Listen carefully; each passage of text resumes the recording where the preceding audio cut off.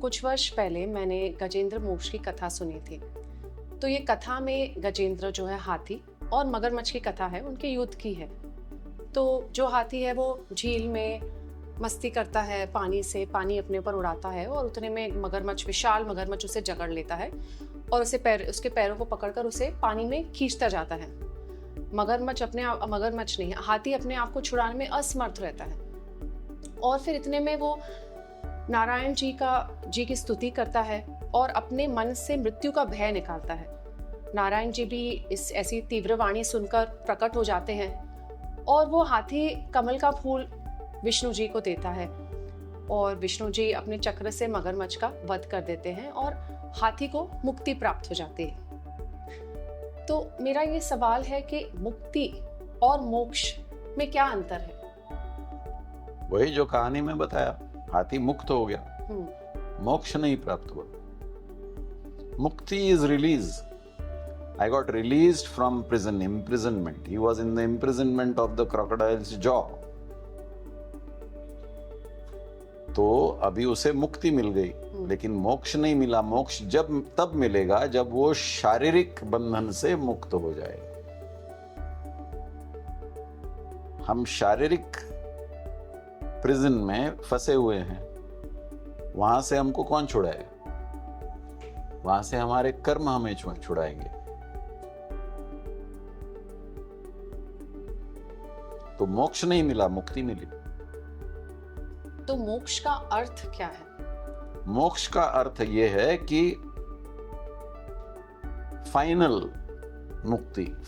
मुक्ति from all बंधन, हर बंधन से मुक्ति। अभी आपकी जो जीवात्मा है वो शरीर में बंध है। शरीर जब खत्म हो जाता है तो जीवात्मा को मुक्ति मिलती है। मोक्ष मिला क्या? नहीं मिला। क्यों नहीं मिला? क्योंकि वो जीवात्मा में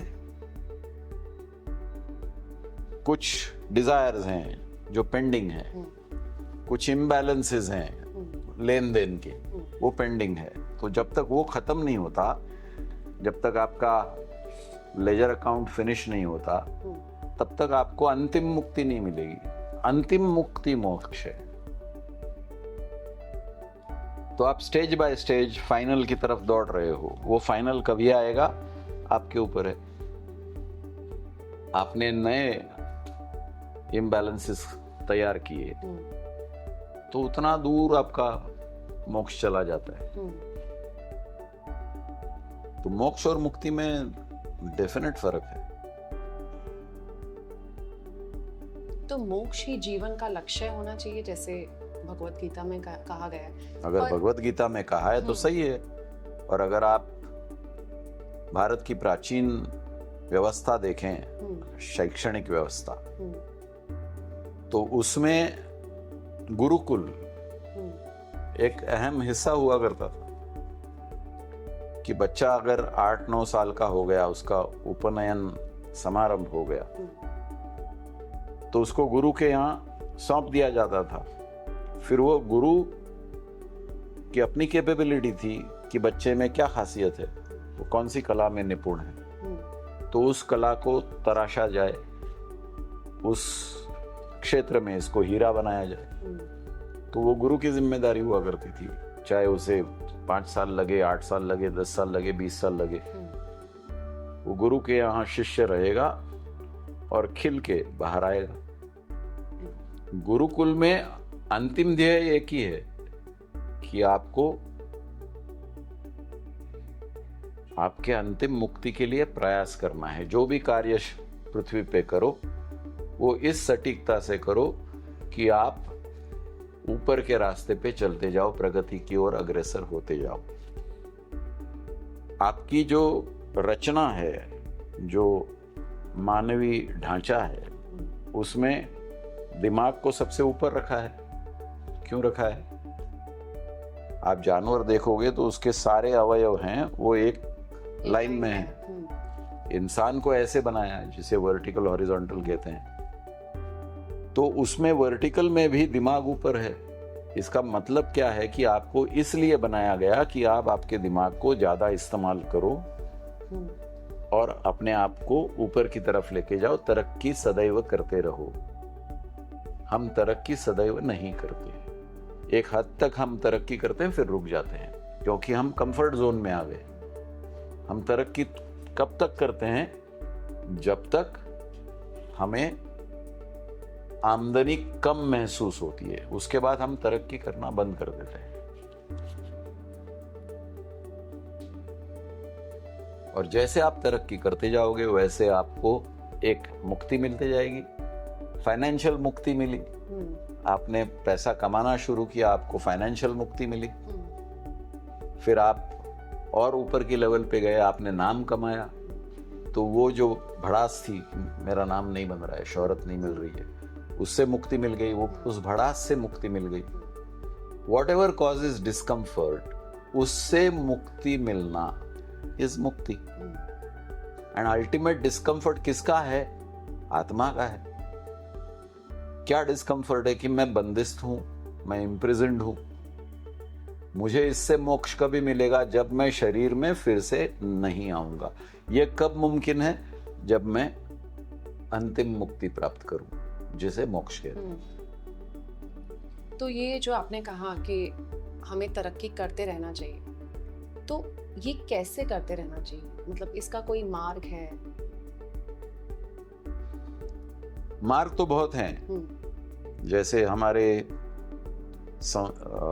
सिस्टम में कहते हैं, एक तो भक्ति का मार्ग है, दूसरा क्रिया का मार्ग है, कर्म योग, ज्ञान मार्ग है। तो मार्ग तो बहुत है। आपको कौन सा मार्ग सूट करता है, तो वो आपको निश्चित करना है। Some people like to work, क्रिया करते रहो, karma yoga. Some people like to learn, jnana yoga. Some people like to have faith and completely devoted, bhakti yoga. So route can be different, destination is same.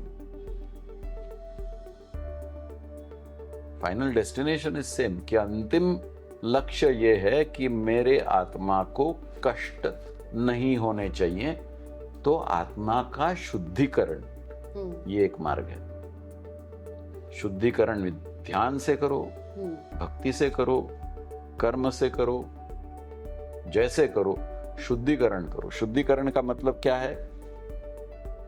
कि जो भी मेरी लालसा है वो मेरे आत्मा को कंटामिनेट कर रही है। तो वो लालसा कम कैसे होती जाएगी? दो मार्ग हैं। एक तो जो भी मेरी डिजायर्स हैं उसमें इंडल्ज करके एग्जॉस्ट करो, या उन डिजायर्स को ऊपर आने मत दो। इस पर मेरा सवाल है, तो यहाँ मैं अपने डिजायर्स में इंडल्ज करूं, तो फिर मतलब उसका तो अंत ही नहीं होगा। मैं पूरा जन्म उस डिजायर। हाँ, वो एक जन्म की बात नहीं है। मैं एक जन्म की बात ही नहीं कर रहा हूँ।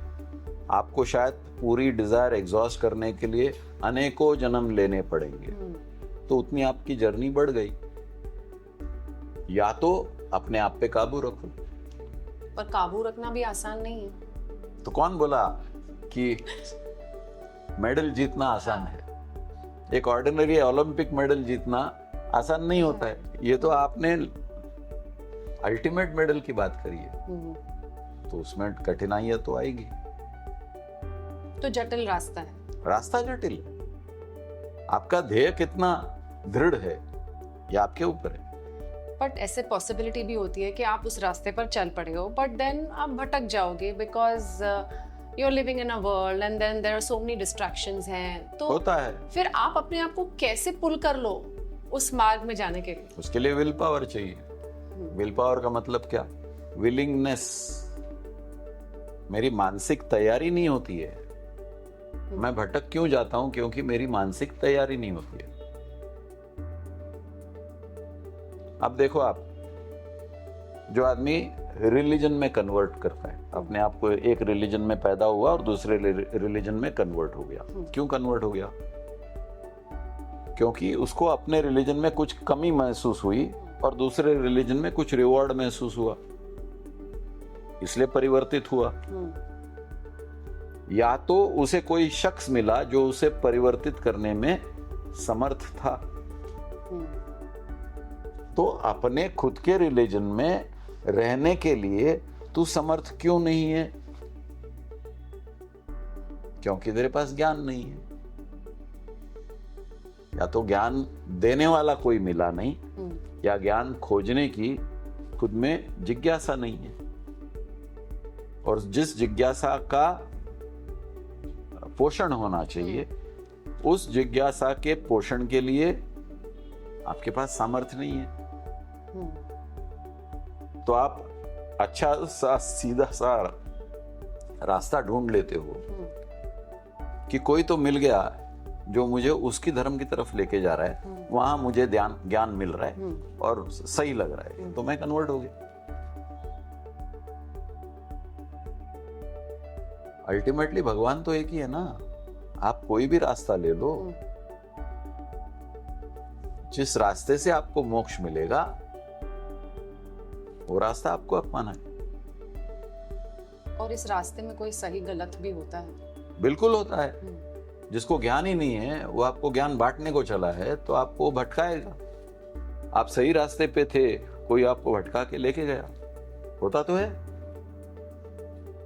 बच्चे बिगड़ते हैं। सही रास्ते पे थे, माँ बाप ने सही शिक्षा दी थी, फिर दोस्त मिल गए, अड़ोस पड़ोस के लोग मिल गए और उसको भटका के लेके गए।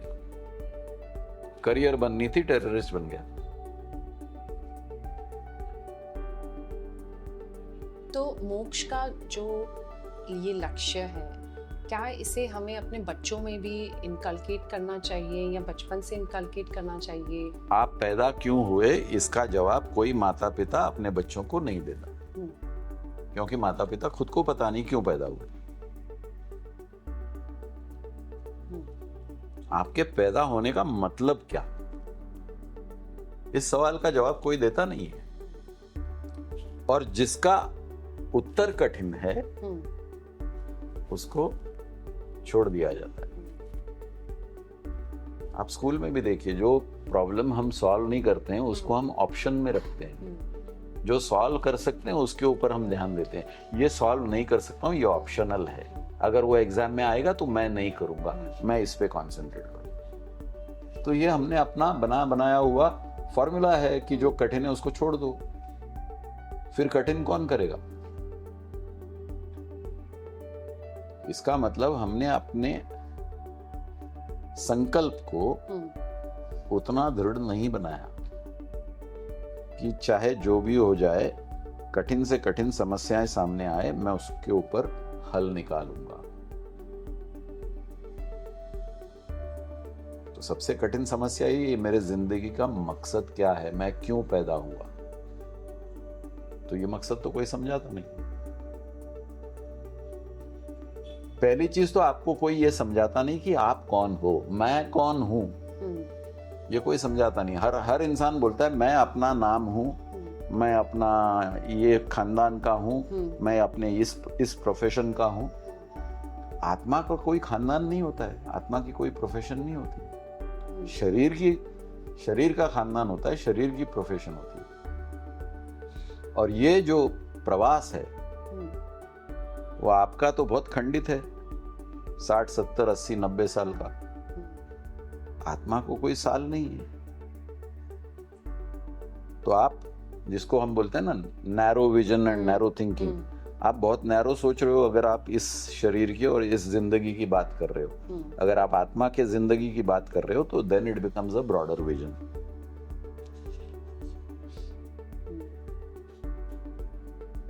तब जाके मोक्ष कहीं ना कहीं समझ में आएगा। नैरो विजन में मोक्ष नहीं समझ में आएगा।